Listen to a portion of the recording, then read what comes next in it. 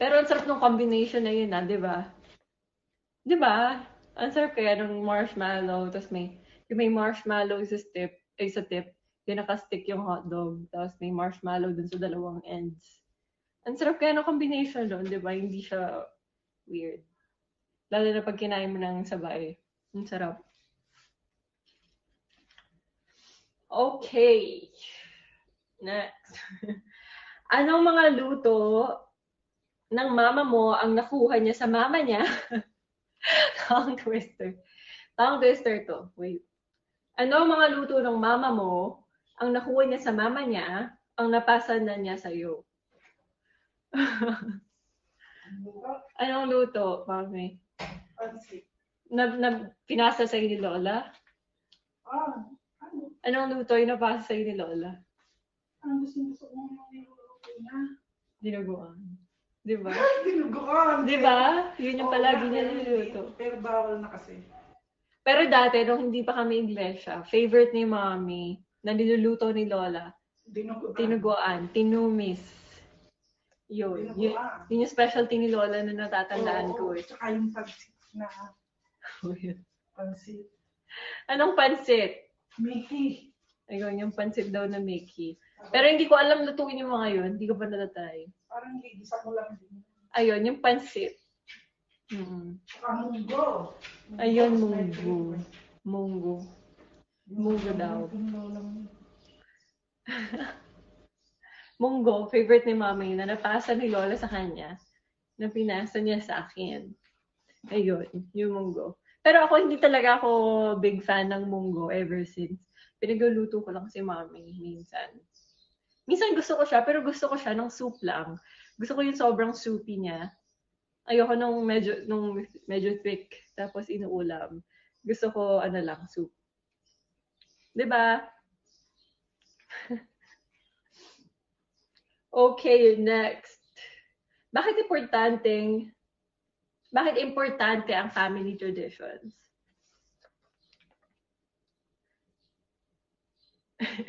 Importante ang mga family traditions kasi, syempre, para mas maging closer yung bond ng family nyo. Diba? Kasi pag may parang family tradition kayo na nilolook forward every certain occasion, diba? For example, may birthday traditions kayo. Or may Christmas traditions. Maganda na sinusunod niyo yun together with your family kasi strengthen yung bonding. Diba? O, kami dito, every hapon, pagdating ng 5 p.m., nasa labas na sila ng bahay, nagkakape. As in, may meeting, ang tawag na doon, may meeting de avance palagi. As in, automatic yun, wala nang usap-usap. Pagdating ng 5 p.m., labas na doon sa, kaya mga nananaba sila. Tapos labas na ng kanya-kanyang ulam, ganon. Tapos coffee. Yung tita ko pa, mahilig siya mag-bake ng mga kung ano-ano. Every hapon, may mga nilalabas siyang mga binik niyang mga pandesal, mga kung ano-anong klaseng bread. Kaya every hapon may tea party sa labas. Tea party, coffee party, may pastries, gano'n. Ang saya. Kaya minsan hindi ako lumalabas kasi napapakain talaga ako. Titas of kabanatuan. Totoo. That's very true. Kayo ba? Ano bang mga family traditions nyo? Parang madalas lang naman may family traditions pag nasa isang compound kayo, no? No, Mami? Oo. Kasi siyempre, magkakalapit eh. Oo. Every reunion. Yung mga ibang families may reunion every year. Diba? Yung mga malalaking families yun eh. No? Oo. Kami kasi maliit lang kaming family. Literal, lahat ng family namin nandito lang sa compound. Or nasa kanto lang yung dalawa. Ganon. Pero uso sa mga malalaking families yung may annual reunion talaga sila. May annual get-together na pinaghahandaan talaga. Diba? Minsan nga, parang nasa mga, mga function halls, ganon. Diba? Sino dito yung mga may malalaking family na may... Mag-reunion din tayo, halimbawa sa side ng lola mo. Meron ba? Oh, last year wala ka. Ay, last year pala meron silang family reunion sa side ng lola ko, pero... Ngayon wala kasi nga nag-COVID. Oo, nawala nga lang. Dahil sa COVID. Pero yun, may mga parang mini traditions kami. Sa family lang. Oo, yung mga everyday get together, every hapon get together, ganun. Tapos magpipiknik kami, may banig kami sa labas kasi parang may garden sa labas. Tapos yun kami, palagi may banig. Tapos may tent minsan. Okay, next. Bakit importanteng pinapasa ito? Mami, bakit importanteng pinapasa ang family tradition? Siyempre, parang yung mga sumunod. Maging close pa din. Oo, narinig ko. Kasi pagka hindi mo tinuro yun sa iba, halimbawa ako sa apo ko, hindi ko ituturo yung gano'n. Magkakawatak-watak na yung magpipinsan. Gano'n. Tama. Kaya Diba? kailangan ko ano yung Tsaka para family hindi mawala yung tradition. family tradition. Kasi nawawala yan namamatay yung mga ganyan. Katulad sa mga recipes lang din, di ba? Pag may mga secret recipes yung lola nyo, dapat sinishare. Para hindi mawala, ituturo sa apo. Ganun. Ganun din yung mga family traditions. Parang ano rin yan eh, pamana. Importante yan kasi parang yun yung, parang, ang tawag dito? Signature.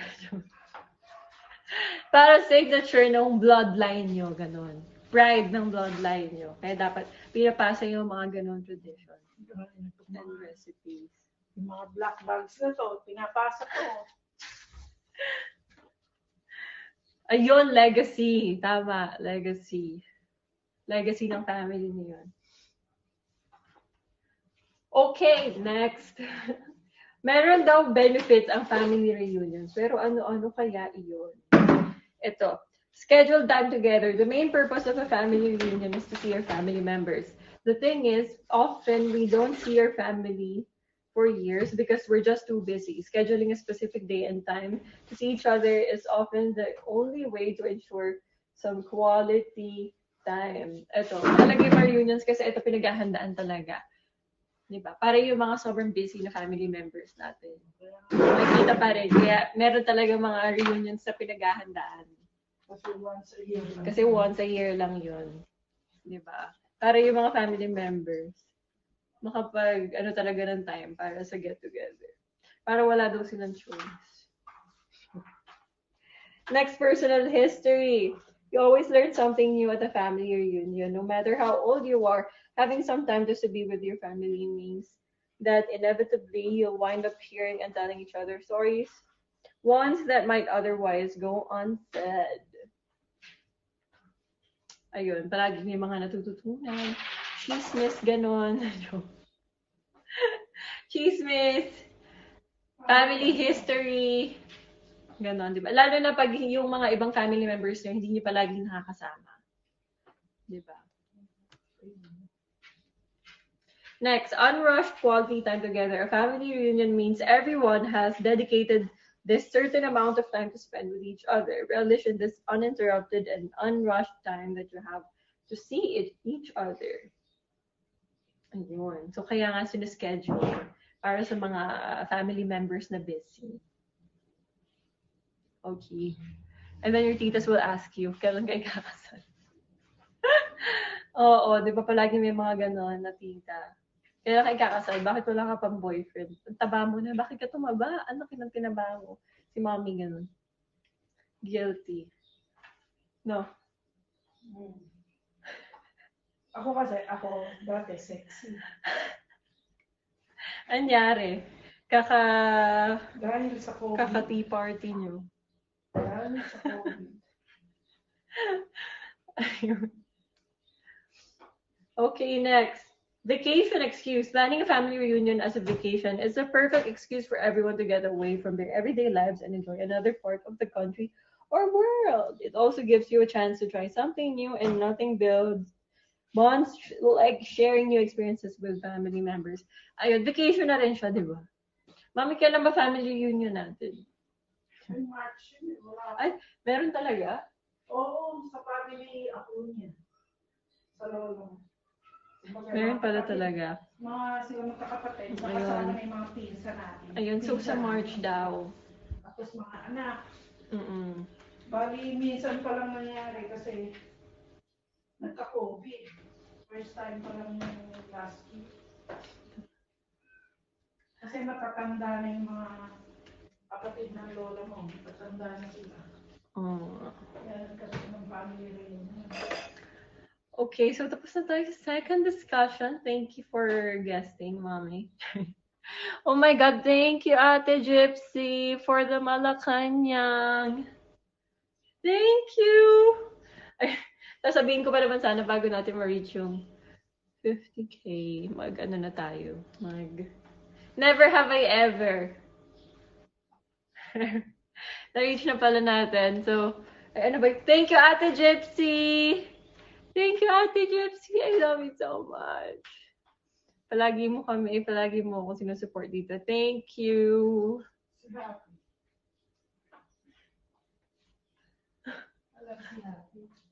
Isigaw mo pa, Mami.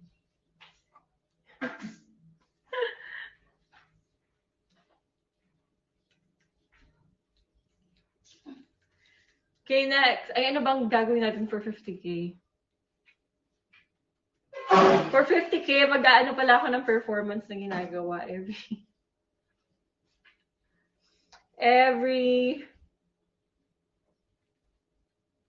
holidays. Sorry na wala ako. Ang init sobra. Pwede ka na ba ibukas? Mami, on mo nga yung fan na yun. Para kahit pa fan. Oh my God, thank you, Saharana. Thank you, Frankiana Official. Thank you. Ayan, inona ni Mami yung fan dun sa dulo para hindi masyadong malakas. Mami, for 50K sasayaw daw tayo. Pumamalas ang pamalakas.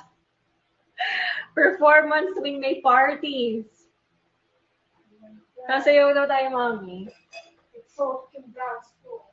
Baka masyak sila. Mami, sayaw lang. Uy. Thank you, Frankiano Official and Ate Gypsy.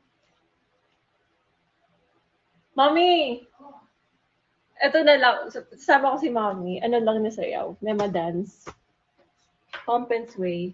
Para madali. Mami, tara dito! Ay, na ba? Oo.